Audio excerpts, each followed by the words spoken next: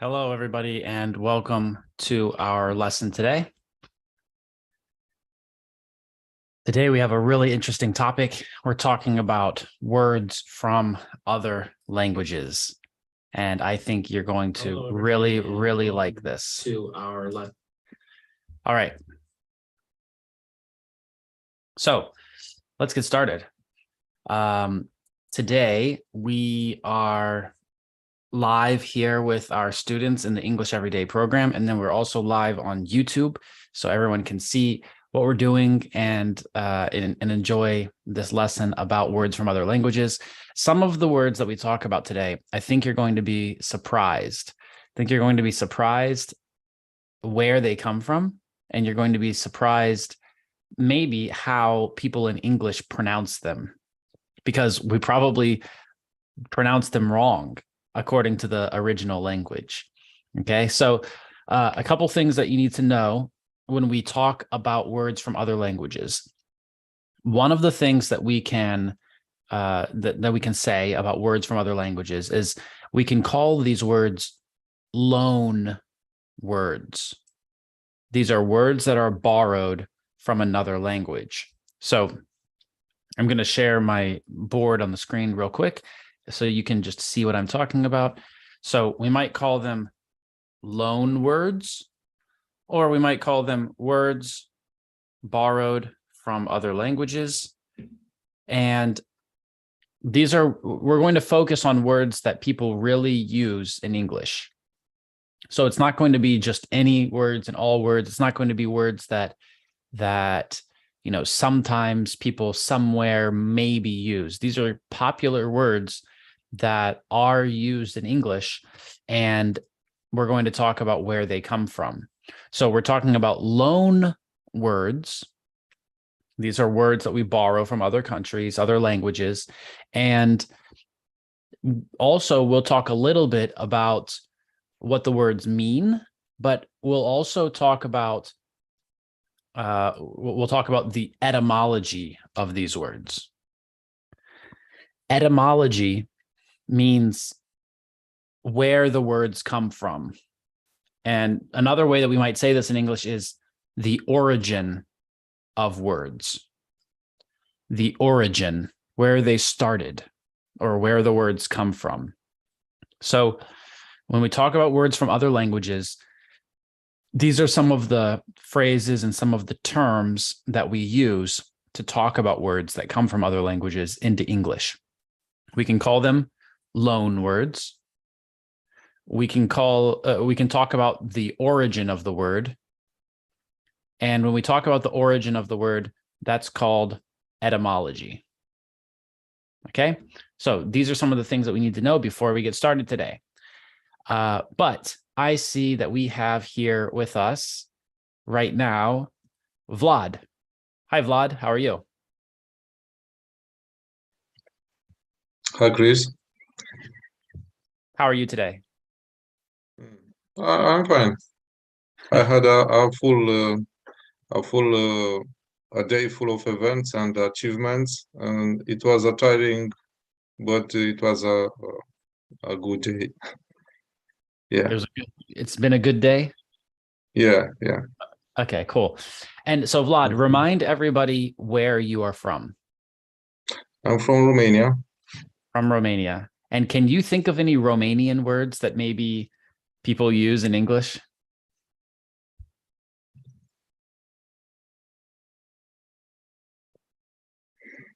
I don't remember right now, but I'm sure they exist.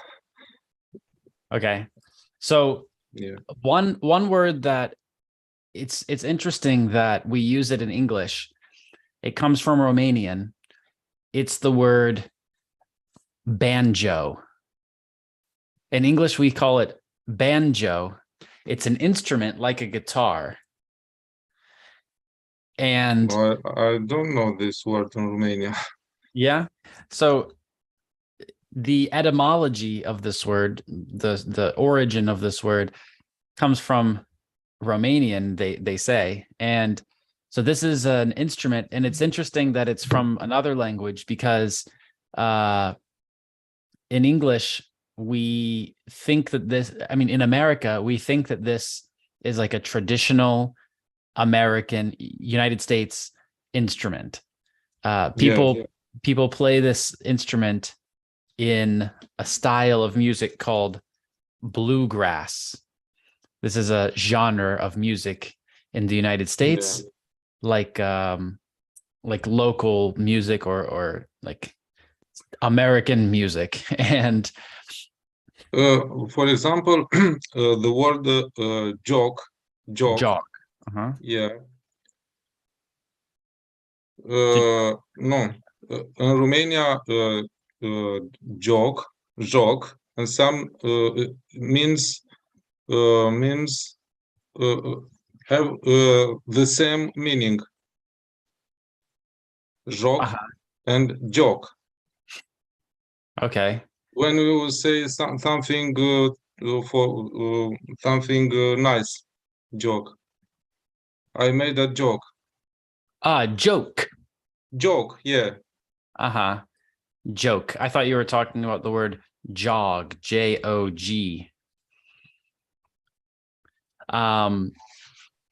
So okay, cool. This is a good start to our lesson about words from other languages. So on the board, I'm going to just write some of these words. If you can't see it very well, I'm sorry. If you're watching us from a small screen, sometimes the words come up a little bit small. So to jog, this is a word in English. This is what I thought we were talking about first, but to jog means to run, right? To jog, it means to run, and it's usually like running for fun, or like not fast. No, it's about joke. I made a joke when Right. I I made a joke, and you laugh after that. Yeah, joke. In Romania have the same meaning. So, right. And Vlad, I was saying that first I thought that you said jog, the first word. But yeah, I understand that now you're saying joke. With O. Joke. Yeah. And the first word is jog with awe. Jog. Yeah. Awe with awe. Jog. Yeah, jog. And then the second one is joke. Yeah. So the first word, jog, this means to run, usually not very fast, and just maybe for fun or for exercise. So in the morning, if I walk near my house, I see some people jogging. To jog, it means to run. And actually, this word comes from French. It was about like jumping, dancing, but in English we use it like to run. And joke, this has been an English word for a long time, but it actually comes from French also, which means like to play or similar, like to make a joke. Yeah. Something done to make a person laugh. Yeah. Cool. So those are a couple words, but let's see. I mentioned the word banjo, that some dictionaries say comes from Romanian, which is an instrument, and it's a traditional American instrument. But also, for example, the word Balkan. There's an area of the world called the Balkans, right? This is like from Croatia and Slovenia over to Romania and like down to Greece. This area is called the Balkans, and this word comes from Romanian. Cool. Okay, let's talk to Edson. So Edson, remind us where you're from. I'm John from Angola. Angola. And you speak Yes. French. No, I'm speak Portuguese. Portuguese. Okay. So Yes, we've got yes. we've got you here. We've got Nirvana, who also speaks Portuguese in Brazil. Mhm. And so can you think of any Portuguese words that maybe people use in English? We used to in some environments it's happened very often in the work environment. People have used to do feedback. Yes, feedback. Feedback Use a lot. is from Yes. Portuguese. It's not from Portuguese. It's from English. Okay. So you're talking about English loan words in Portuguese. I don't I don't know if we have any words in English that is from Portuguese. I think there's some. For example, the word mosquito. Oh yes, I know these words. Yeah, mosquito comes Mosquito. from Portuguese. Oh, I didn't knew. Yeah. And Mosquito. for example, the word barbecue. Barbecue. Barbecue. This word comes from Portuguese. Yeah, And and the we use banana this a lot in English. Banana also comes from Portuguese? Banana. Banana. Good question. In Portuguese, to- we write in the same way that is written in English. Only the pronunciation is different. How do you pronounce it? Banana. Banana. In Portuguese. In mosquito, we also write in the same way. Yeah. So I just looked at the etymology of banana, and it says that banana comes from a special language called Wolof, which is from Senegal in Africa. Oh, Senegal. Okay. Senegal. Yeah. Yes. It's interesting because I think bananas don't grow everywhere, and they were brought to a lot of different countries later.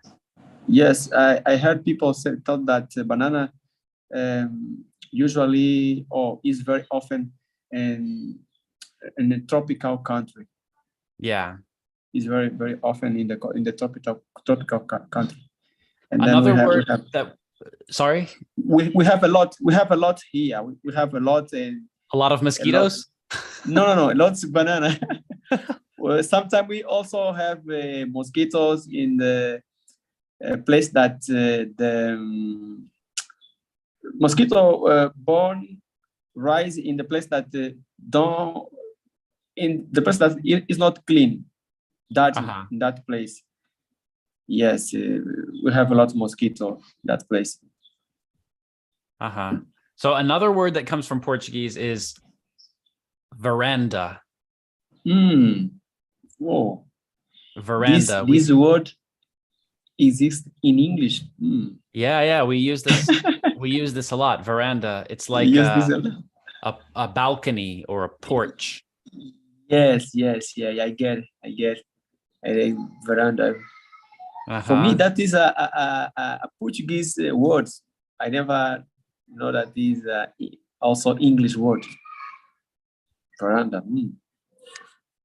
Yeah, there's a lot of words in English that come from other languages. I will typing for this after lesson, because all this what that the teacher are saying is new for me. It's new that it's come from Portuguese. Yeah.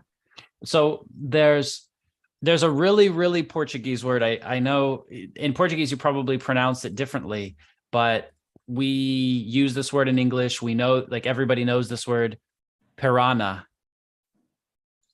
Piranha in Portuguese. Piranha in Portuguese is piranha. Yes. Piranha. So in English, it's Bra- piranha. Yes, but Brazilian people use a lot this word.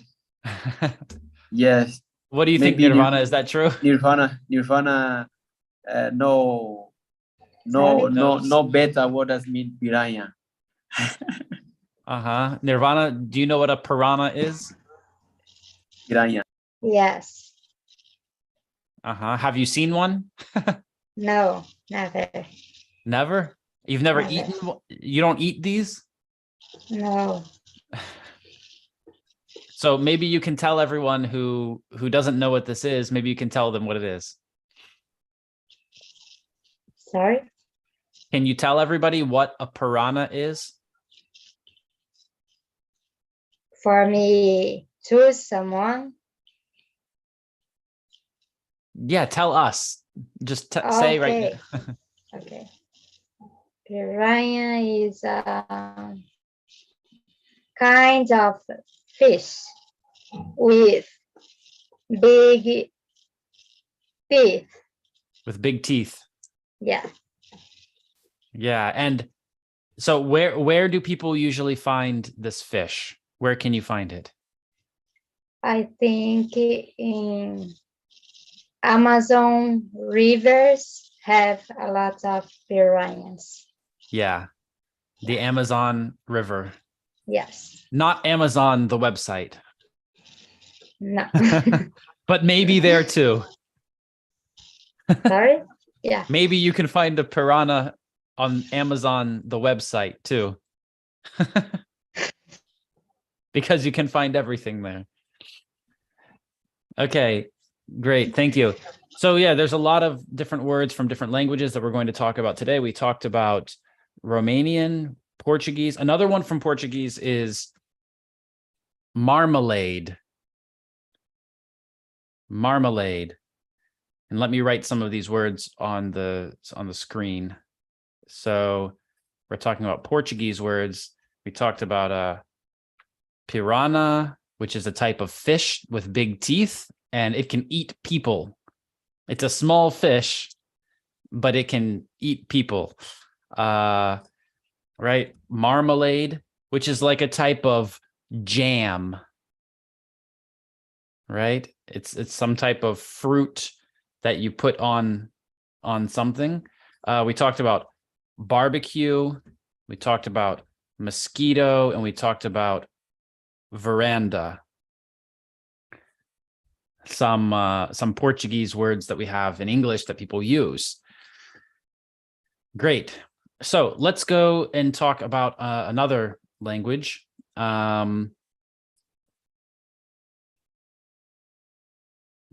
Right. And I see Anilda says that in Brazil, you can also say piranha about a qualified person, about a person. So Anilda, what kind of person can you call a piranha? Excuse me. Bad person. A good person. Bad. A bad person. Okay. Yeah. Bad So person. what does this person do?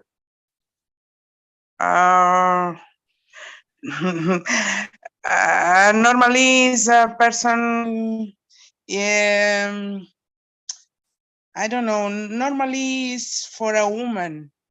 The woman go with a man for interesting or like this. Okay. It's more for a woman. Yeah. So it's some type of bad woman. Yeah. Bad woman. Piranha. Yeah. Piranha. Uh-huh. Maybe in English we have a term that's similar to this, man-eater. Man? Man-eater. Like a woman who eats a man. Like yes. Interesting. Okay, great. Okay, cool. So let's talk about some words from another language. Arabic. So you might be surprised how many Arabic words there are in English. And I see in our chat here on Zoom, Layal wrote the word lemon, which is a fruit, a yellow fruit in English. And it's very sour when you eat it. Some people put lemon in water at a restaurant, for example. And so the word lemon comes from Arabic. There's actually a lot of words in English from Arabic, and maybe some of these words are the same or similar in your language and other languages too. Like, for example, the word guitar. The word guitar. Yeah, this comes from Arabic. It's not an English word. It's an Arabic word. And so maybe it's the same word in your language if you speak another language. Another word that comes from Arabic that is the same in many languages is zero. The number 0, which means that there's nothing there, right? This word comes from Arabic. 0. Layal, can you think of some other words that come from Arabic? And in the chat on Zoom, anybody else who speaks Arabic, let me know if you can think of some other words too. Here in Lebanon, we say ketchup. Ketchup, yeah. Its origin is Japanese, I think. I guess. I think it's Chinese. Yeah. I Oh, think it's Chinese. Yeah, you're right. I think it's Chinese. It's interesting. This is an interesting word to talk about because today most people think that ketchup has tomatoes in it. And this is tomato ketchup because the original ketchup from China didn't have tomatoes. It had lots of spices and it had even some fish.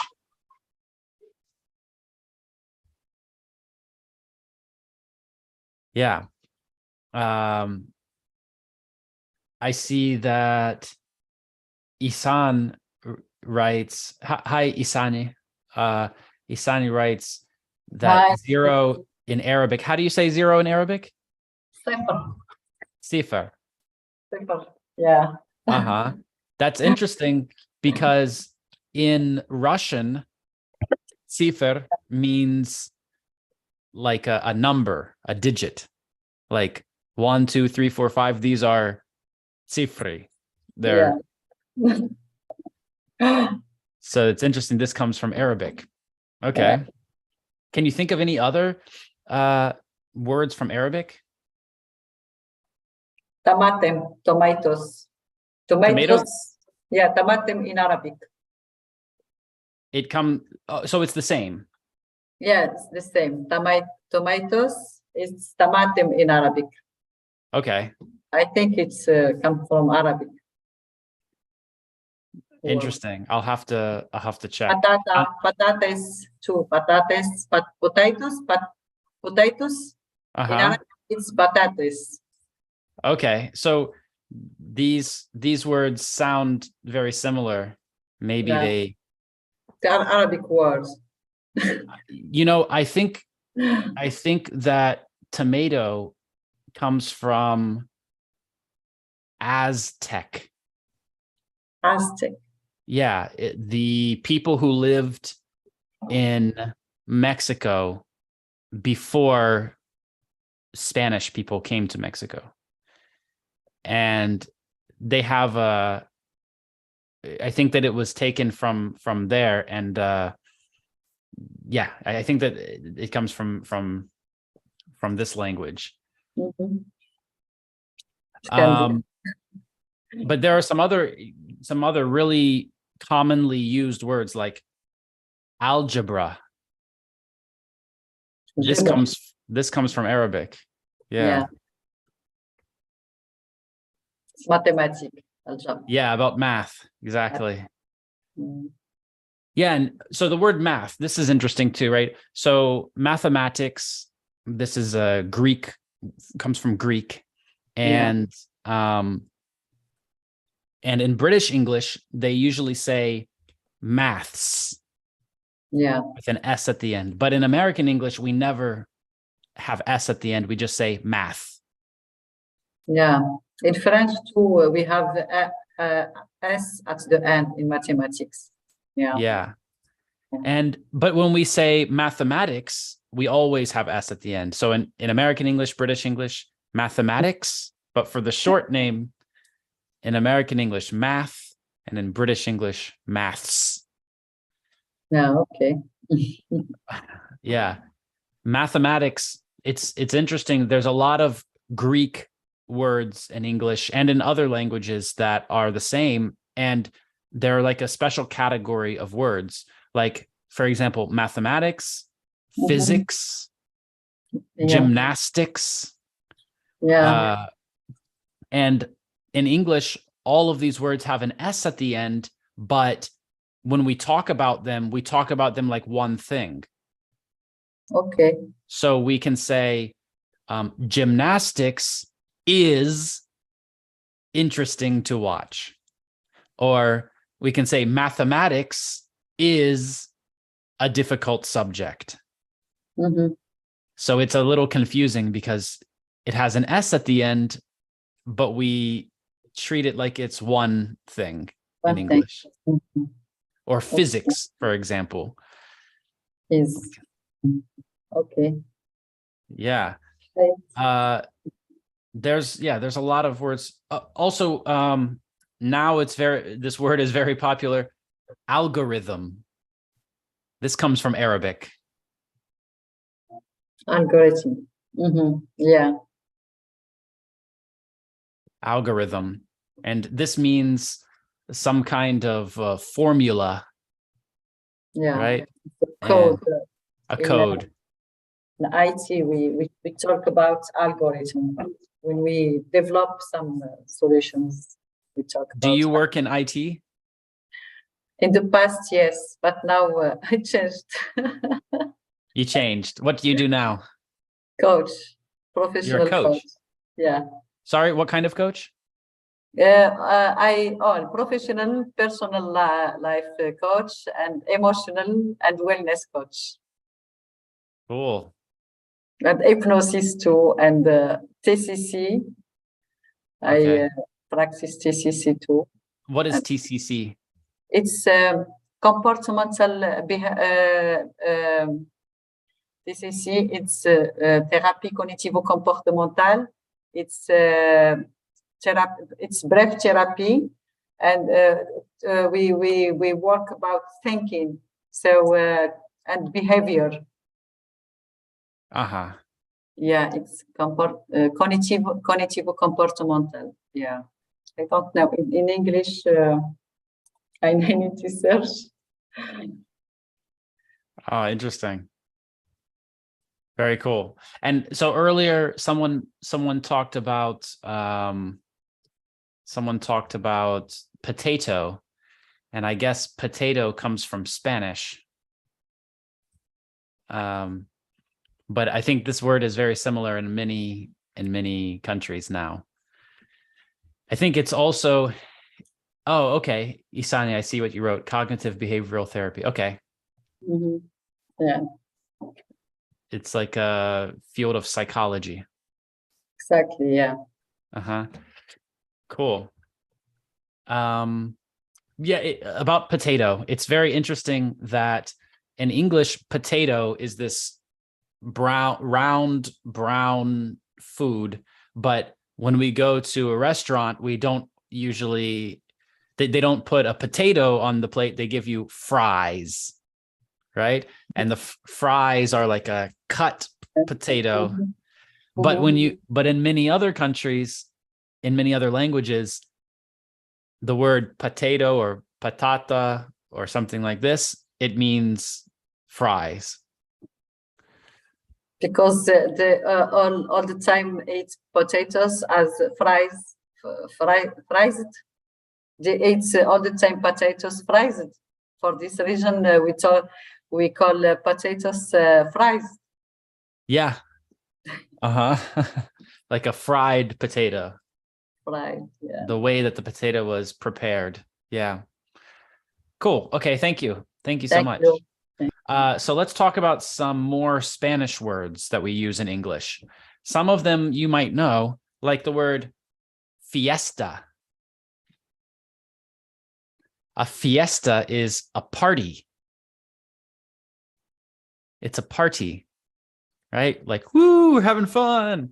A fiesta.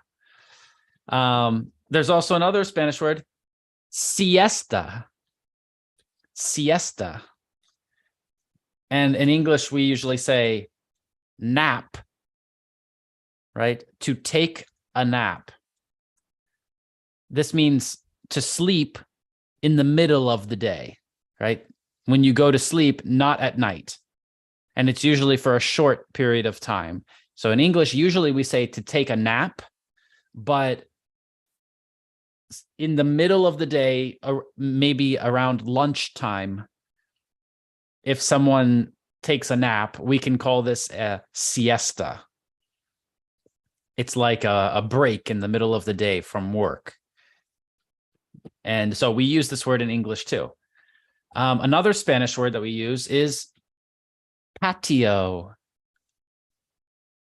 Patio, which is like a porch or a balcony, right? And similar to the Portuguese word veranda that we talked about earlier. So we can say patio, we can say veranda, we can say porch. Anilda, in English, we use fiesta, siesta. Yeah. People say these words in English too. Okay, great. I don't think we have any German speakers with us here. So let's talk about a couple German words that we use in English, but there are really a lot of German words because English is a Germanic language. This means that, there are different families of languages. For example, Italian, French, Spanish, Portuguese, Romanian, they are all part of the Latin language family. And English is part of the German or Germanic language family. And so there are a lot of German words in English, but some of them are, for example, kindergarten. And you know this is from German because we don't write garden with a D like in English. It's with a T like in German, kindergarten, right? And this is a type of school for children, usually before primary school, before real school starts, kindergarten. Another word that's used in some places in English is rucksack. Rucksack. This is like a backpack. It's a big bag that you wear on your back. And so in American English, we usually say backpack, but in Australian English, for example, they usually say rucksack. And in British English, they use both. Anyone can use both, but I guess technically a rucksack is bigger than a backpack. Backpack is usually smaller, but we use this word too.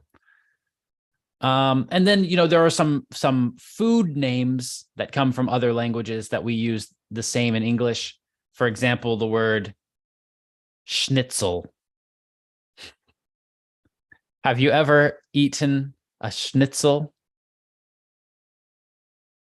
Do you know what this kind of food is? So this is usually, it's meat that has some bread around it. It's not like a sandwich. I mean, when you cook it, there's like a small amount of bread connected to the meat. Yeah. Yeah, it's like a steak, Mechi says. Exactly. Let's see. Okay, let's go to, I don't think we have any Japanese speakers on the call with us today. So let's talk about some Japanese words that we use. For example, the word sake. I think a lot of languages use this word. So this is a drink that has alcohol. It's a special kind of drink from Japan. Lyal writes, karaoke. Karaoke. Yeah, this is a Japanese word. We also have words like tsunami. Tsunami. Tsunami is a Japanese word that we use in English. If you don't know what a tsunami is, it's like a really big wave in the ocean that can come and destroy buildings, right? Like if there's an earthquake in the ocean, then it can make a really big wave. And this is called a tsunami. And you should pay attention to something here. In English, when we have TS at the beginning of a word, we do not say ts. We don't say that. We just say S. We just say tsunami. Now, tsunami is a Japanese word, but usually when we see TS at the beginning of a word, this doesn't come from Japanese. A lot of words like this come from Greek. And a lot of times, Greek words in English, they have a combination of two letters at the beginning, and in English, we don't pronounce the first letter. For example, the word psychology. Psychology, right? It starts with a P, but we don't say psychology. No, we don't say that. We just say psychology. There are also some words that start with PN at the beginning of the word. Usually that's from Greek also. And again, we don't say the P, we just say N. For example, pneumonia. Like it's a type of illness that you can have, right? Pneumonia, but we don't pronounce P. Or maybe there are some types of like guns that use air to shoot. And this is a pneumatic gun, pneumatic, but it starts with P. So it's not pneumatic, it's just pneumatic, and we don't pronounce P. Another example of this is the word czar. Czar, which means like a king, right? But this is from like Russia, from East Europe. And there are two ways that we can write this word, TSAR, or we can write it CZAR. And they're both pronounced the same. It's the same word, czar. But there's two ways to write it in English. Yeah. Okay. From Italian, we have a lot of words. From French, we have a lot of words. Let's talk about a few interesting ones from Italian, like the word inferno. Do you know what this means? Inferno. This is, in English, it means a place that is really, really hot.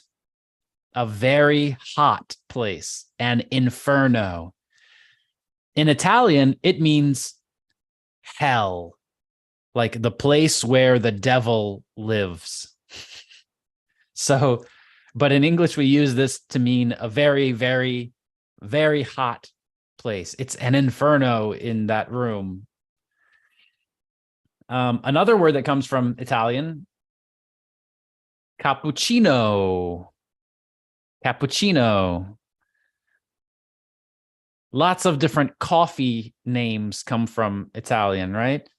And in Italian, it really means it's from the word for a hood. The thing that you wear on your head. Like if you're wearing a jacket with a hood.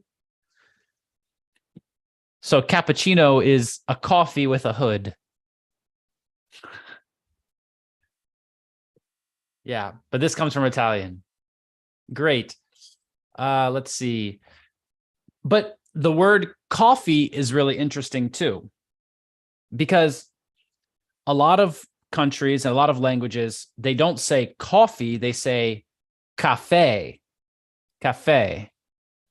But in English, a cafe is a restaurant. Right? In English, a cafe is a place where you can eat.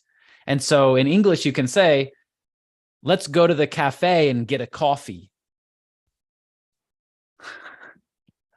Let's go to the cafe and get a coffee. Right? Because a cafe is a place, it's a restaurant. Okay, let's go to Rebrian. Hi, Rebrian. How are you? Just turn on your microphone. Yeah. Yes. Sorry. Hi. Hi, how are you? This is my first date when I came at this course. Welcome. Thank you very much. And next week I'm connected, but I don't know.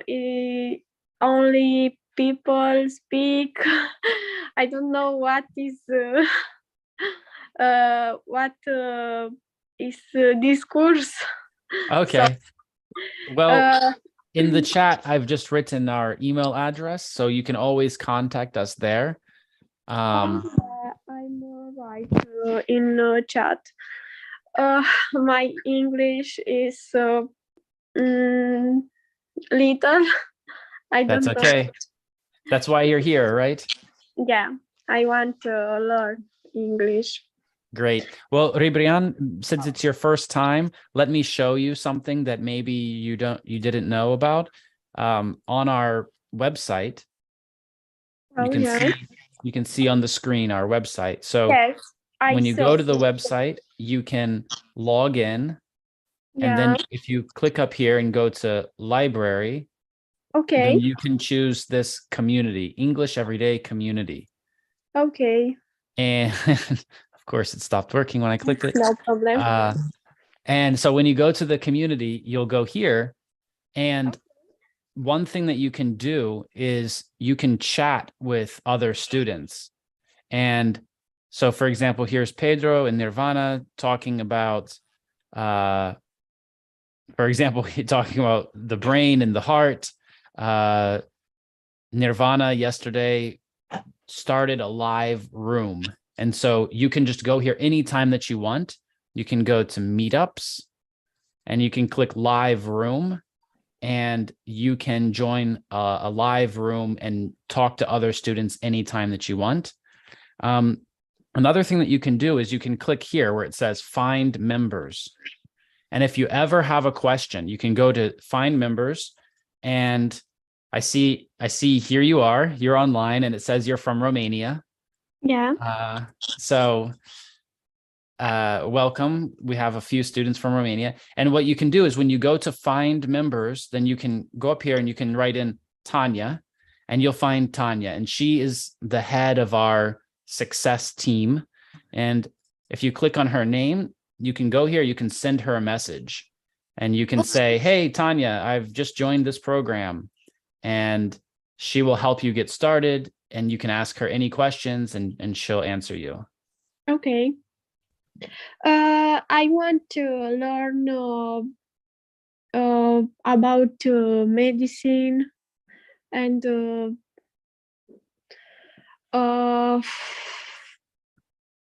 pharmacology and same discipline. You understand me? Yeah. So what's your job? What do you do? In this moment, I work in nursing home. A nursing home. Yeah. So there are elderly people, old people who live there. Yeah. Yeah. Great. And how long have you been doing this job? I have only a week when I start this job. Okay. So 1 week in the job, 1 week learning English with us. Yeah. You started a new life 1 week ago. Yes. Yes. Great. Well, welcome. Thank you so much for being here. You too. All right. Thanks. So let's go to Amal. Amal, can you talk while you're driving? Yes, I can. Okay. Thanks for joining us from the car. Thank you. I come back from my work, but I insisted to join and attend the live lesson. Excellent. And Amal, remind us where you are from. Egypt. From Egypt. And so yeah, and you surprised me by the word lemon and zero. I didn't know before that is Arabic word. Yeah, I'm surprised sometimes when I see some of these words too, and I think, wow, I use this word a lot. You know, another Arabic word that we didn't talk about was sugar. Really? Sugar? Sugar. It comes from Arabic. Yeah. Oh my God! In Arabic, we say sukkar. Sukkar. Uh-huh. Yeah. It means sugar. And yeah, so sometimes the pronunciation between the first language and English, it changes a lot. Yeah. Yes, sometimes. But you add to me new information about these words. Yeah. So for me, sometimes it's easier to remember a word if I have a story connected to a word. And that's why I like to learn the etymology of the words, where the words come from. It is very interesting. All right. Well, thanks for joining us today. Thank you, Chris. Okay, so let's continue. You know, anybody who's here with us, if you need to go, that's okay. I understand. Our lesson today is kind of long because there's so many languages and so many words, and I think it's just interesting to talk about words from different languages. So another interesting word is this word. I've just written it in the chat, and actually I'll share my screen so people on YouTube can also see this interesting word that I'm writing. And when you look at this word, you can see that it's not English. This word actually comes from Scandinavian languages. I believe this one is from Swedish. And it means like a table with lots of food. And in English, we say smorgasbord or smorgasbord. And in English, when we say this, it just means lots of food, lots of different types of food. So maybe you go to your friend's house, or maybe it's a holiday like Christmas or New Year's or something like this, or Thanksgiving.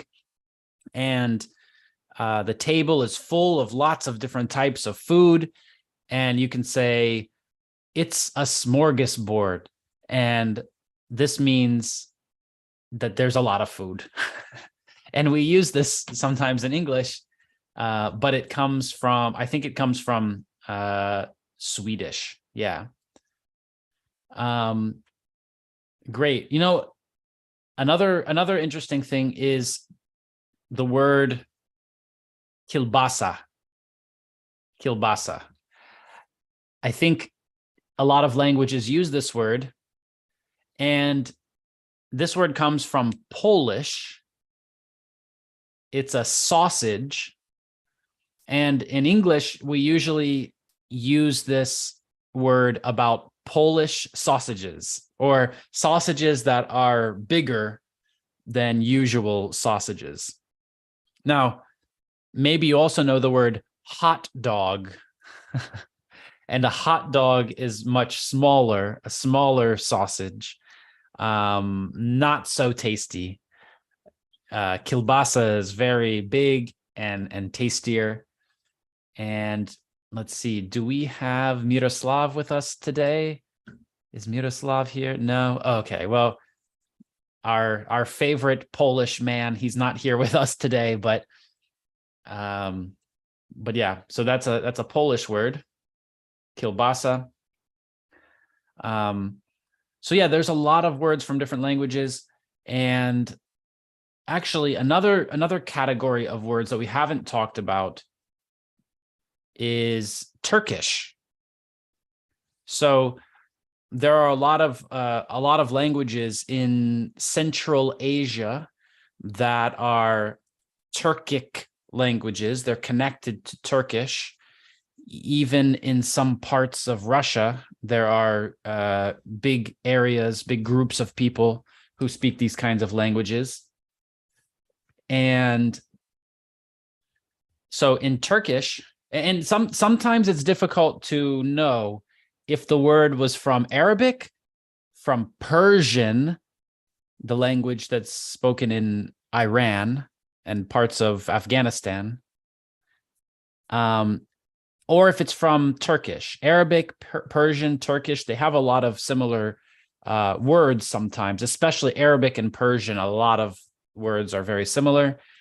And so, for example, the word bazaar, this is a market, like out on the street when you walk through a marketplace, and maybe there are some tents or some shops that are set up very quickly and people are selling things. In English, we use this word bazaar. And even for English speakers, sometimes it can be confusing because there's two words that sound very similar. There's bazaar, which is a marketplace, and that's a noun. It's a thing, right? It's a thing or a place. And then there's another word, bizarre.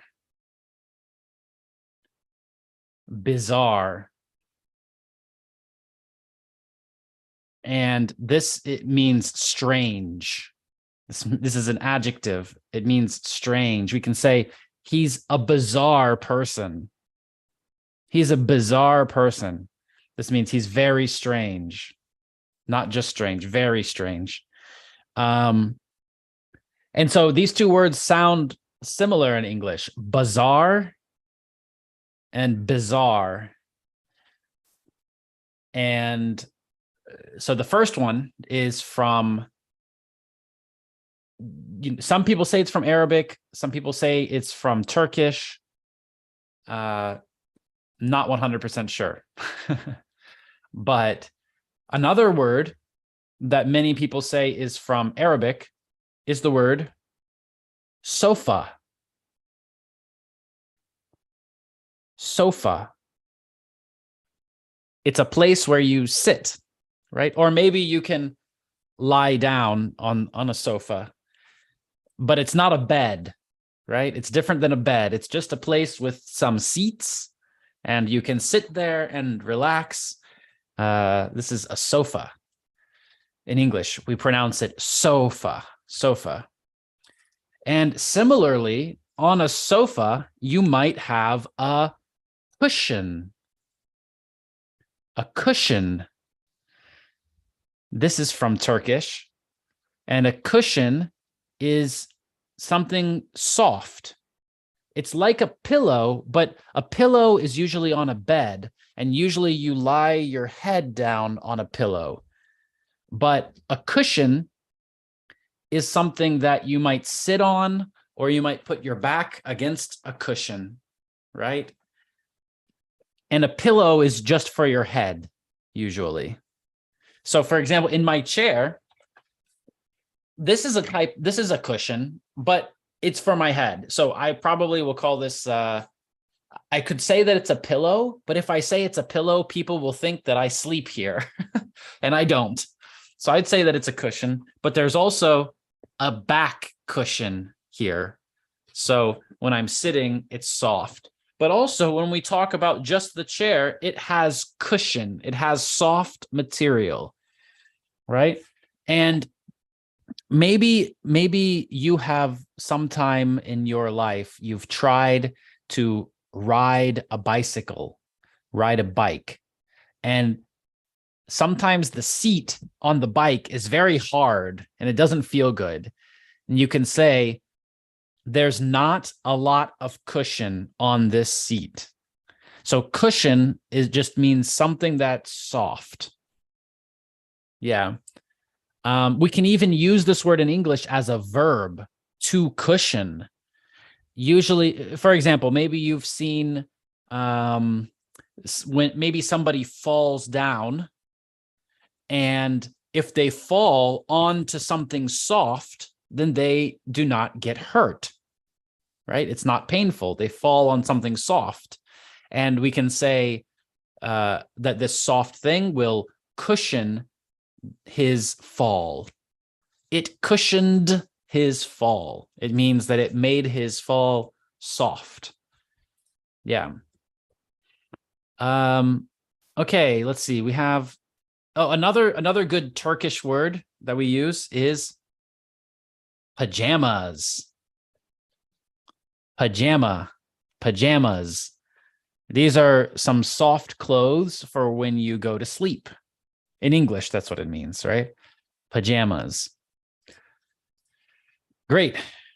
I mean, there are so many words that we could talk about, but probably this lesson would not be complete if we did not talk about French words, because there's so many French words in English.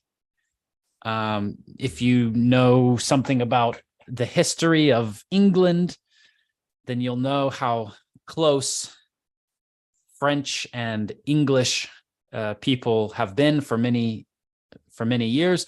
Geographically, they've fought each other, but also the languages have mixed a lot. And so there's some simple words like ballet. It's a type of dance, ballet. Now, when we talk about French words in English, the pronunciation is always funny because the way that English people pronounce these words is very different from how French people pronounce them, right? And in your language, maybe you pronounce it differently too. I know in some languages they say ballet, but in English we call it ballet. This is a type of dance, right? A ballet. Another good word is gourmet. Let me write some of these words on the board for everyone. So we have ballet, gourmet, souffle, bouquet, right? A group of flowers. Okay, you might be wondering, what does gourmet mean? So gourmet, it's like a special type of food. Usually it's about food that's higher quality. It's high class. So if I go to a gourmet restaurant, this means that the food is very, very good. It's very high quality. It's gourmet. Chalet, Mechi writes. Yeah. And this is like a house or like a big house, but in English, we like to use the word mansion, which also comes from French. I think in French, mansion is just a house, but in English, the word mansion is a very, very big house, a very expensive house. It's not a castle, right? A castle is like for a king and a queen, but a mansion is It's almost like a castle. It's very, very big and expensive. There's a lot of these kinds of words, and they all have this interesting pronunciation. Another word is, let's see, how do we write this? Bureau.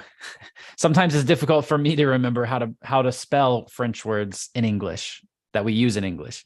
A bureau, like maybe you know the FBI, Federal Bureau of Investigation. So in English, a bureau is usually some kind of organization.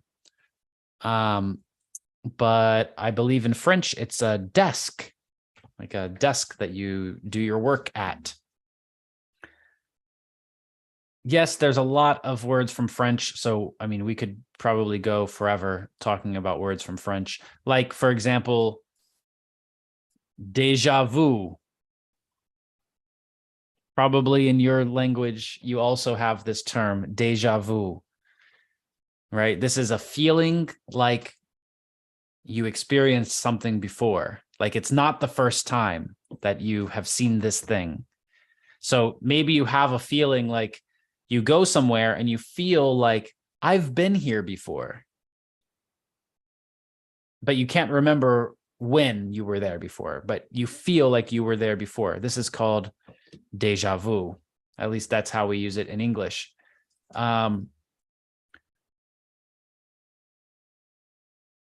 We also have there's a lot of words about food from French. I mean, we could go for a whole lesson just with French words probably. But let's also talk about some words that come from other languages, like from Sanskrit. So Sanskrit is the language that today it's not spoken. Maybe it's written in some very old documents or on some old buildings, but it was used a lot in India. And the word yoga comes from this language. You probably know what yoga is. Also, the word karma comes from here, right? And so karma talks about how your actions now will influence your future. And so in their religion, they believe that you live more than one life. And so your actions now in this life will influence what happens to you in the next life. And that the things that are happening to you now maybe come from what happened in a previous life. So this is karma. Great. Okay, let's see. Let's talk about a language that we haven't really talked about a lot today. For example, Malay from Malaysia. So there's a type of monkey. Maybe you know this monkey. It's called an orangutan. In English, we call it orangutan.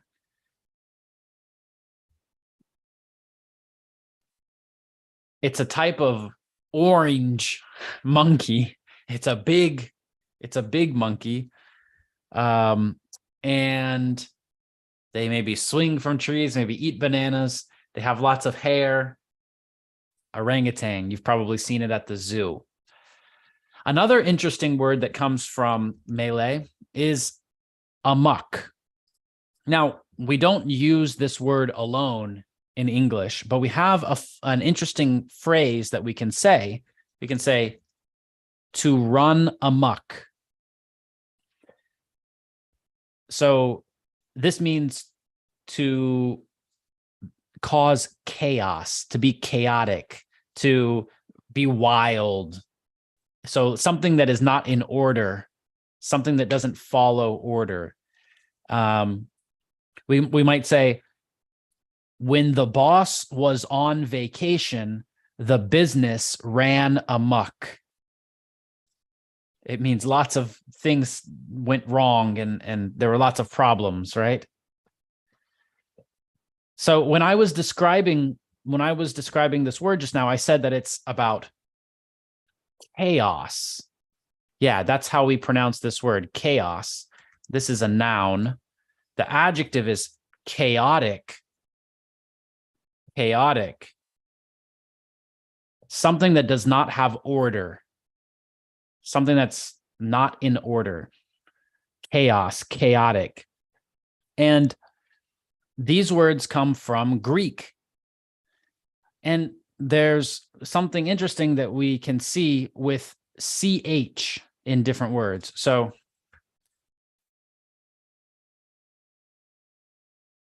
sometimes CH sounds like K. And it sounds like K when it's from Greek, usually. Usually, not always, but usually.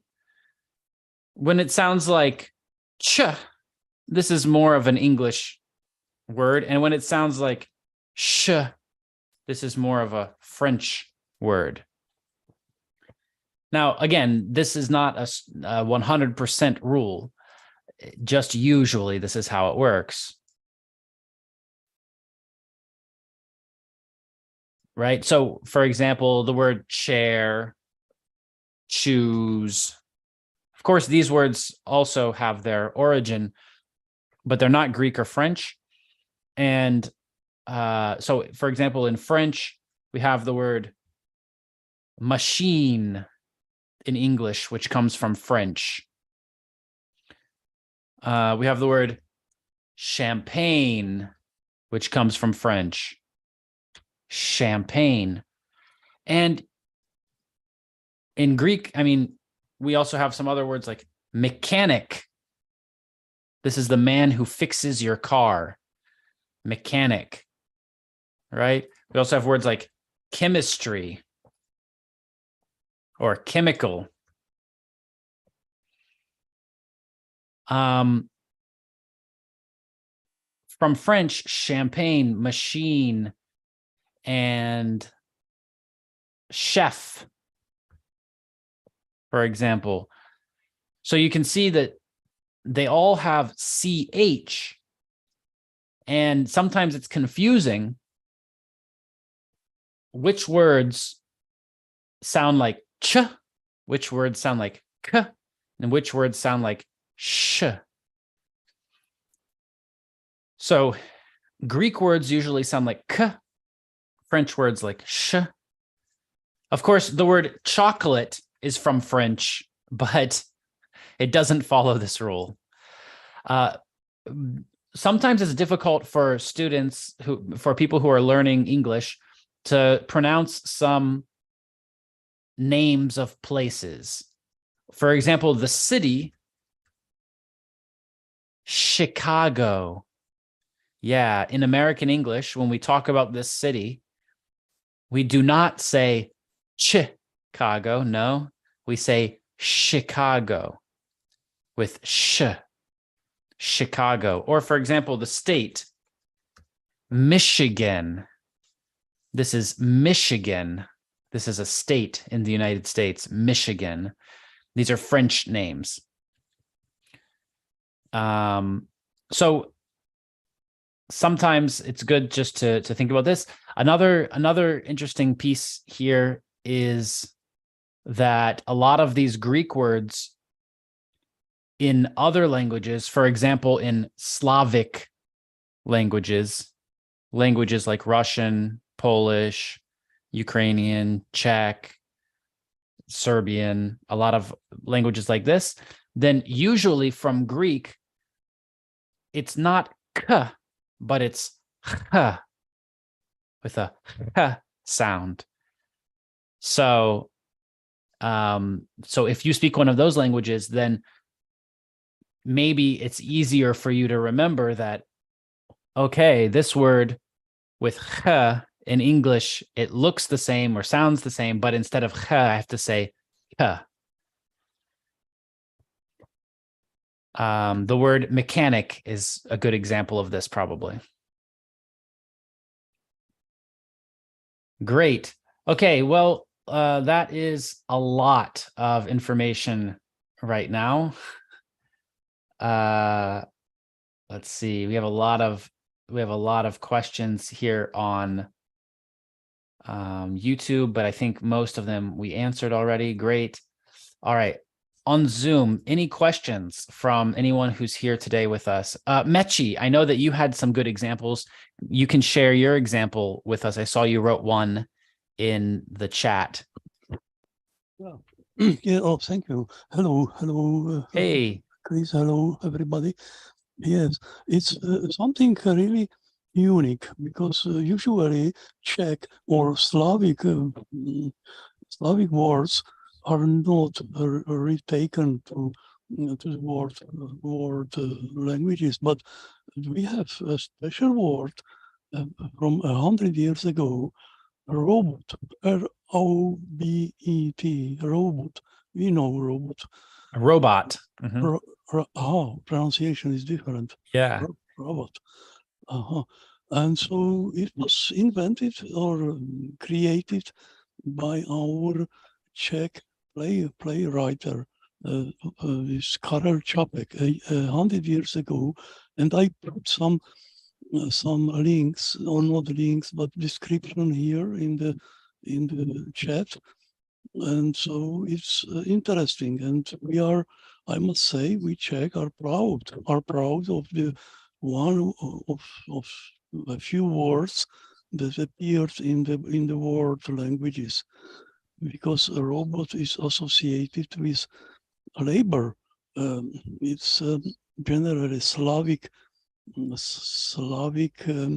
word, not only Czech, and it is like do.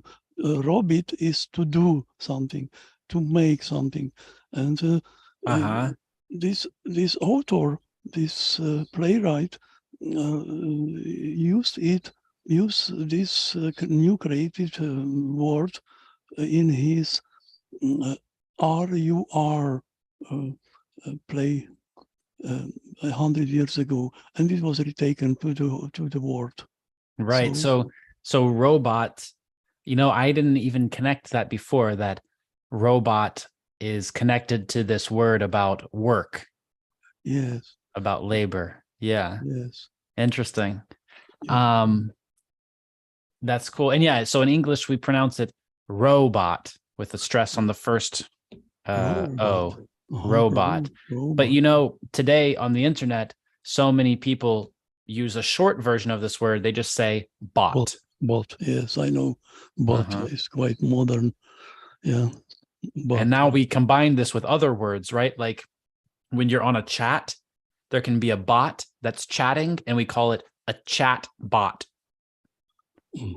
Like a robot for chat. Yes. Yeah, that's so cool. I found some other Czech words. For example, Pilsner. Pilsner. A type of beer, right? Yes. Yes, it's very famous. Yeah. Also a type of dance called polka. Polka, yes. Oh, yes. It comes from Czech. Also, it looks like Polish, but it is from the Czech author of the dance polka. Because a choreographer? Yes, choreographer, yes. In 19th century. Probably original meaning, the root of this word comes from Poland. But it was created by Czech choreographer, yes, in 19th century. And it's very popular in our country, the dance polka, as well as in Germany. It's to our surprise. Yeah. We also have another interesting, maybe even strange word in English that comes from Czech. I didn't know that this word was from Czech. It's Kafkaesque. Yeah, I'm going to put it here on the... So, sometimes the word gets taken from one language and then in the first language, people stop using it, and then people use it in a different language. But So this is about like a situation of bureaucracy. Like maybe you've heard the phrase, when everybody is responsible, nobody is responsible. Something like this. Oh. So we have this special term. It's not frequently used, but you can see it in some newspapers or articles to talk about bureaucracy when nobody's responsible, basically. Yes, and also I wrote another word, piszczela. Yeah, it's also it comes from that means pistol. We know pistol. Pistol. Cowboys use pistols, and this word also comes from Czech language. It was original piszczela. That means it was something like whistle, like flute. Like a flute. Yeah, because it was made of this tube, natural origin, and this tube was modified, was amended, and it was with some holes, and it was like musical instrument. Yes, musical instrument, and from that instrument, it was retaken to English, to world languages probably, this pistol, because of this tube that is characteristic for pistol. Wow. This gun, cowboy pistol. That's interesting. Yeah. Yeah. Great. Well, thank you so much, Mechi. Oh, my pleasure. Thank you too. Yeah. Okay, I see there's some questions over on YouTube. For example, Ruslan asking, I would like to see a video about which words in American English have no synonym in British English. I mean, it's the same language, so there's probably always going to be a synonym. Yeah. Which words are only used in American English? So, it's also difficult because American English films and music and things like that, American English popular culture is sent to so many countries in the world. So a lot of films and popular culture goes to England, goes to the United Kingdom. And so people there young people there have started to take on some of these American things and use them in British English too. And so, I mean, I'm sure that you can find words that are not commonly used in one or the other. For example, the word lorry, Lorry. You can find this in your British English textbook. It's a big truck that carries something from one city to another city, right? This is a British English word. In American English, we never use this. Instead, we call it a semi-truck. A semi-truck. There's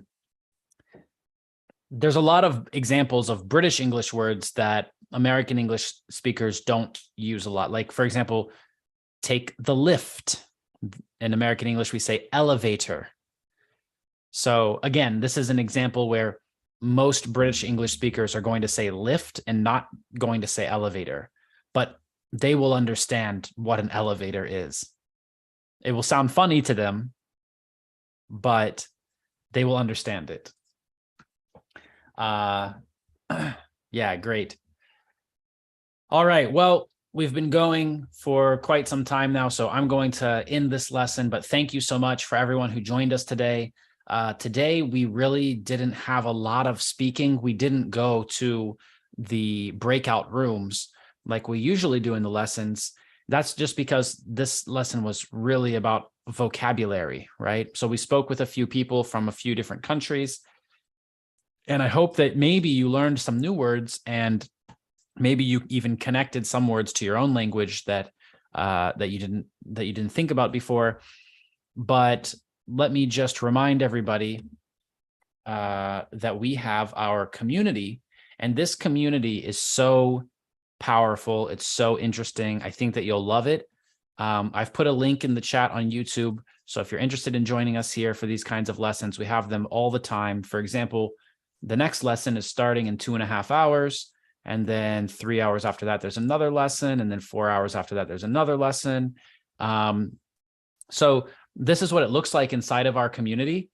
And when you come in here, there's some important things that I want you to pay attention to. First of all, we have our live lessons. So here you can see a list of the live lessons. So when our lesson is starting, it will be here. But then you can also see the next lessons that are coming here. And when it's time to join the lesson, you just click this little button, click here to join the lesson. These times are in New York City time zone, but you can see all of the lessons that are going to happen here in this Google Calendar. So you can add this Google Calendar to your phone, to your computer, when you click on this plus sign, and you can change the time zone on your Google Calendar. So all of the lessons will be in your time zone. So you don't always have to check what time is it in New York. You can just add this calendar once, and then you know what time in your time zone always. And then when you join, I really suggest downloading our study plan, and it will just give you some steps, some structure to follow so that you can join our lessons. And then every 15 days, we have extra bonuses that appear here.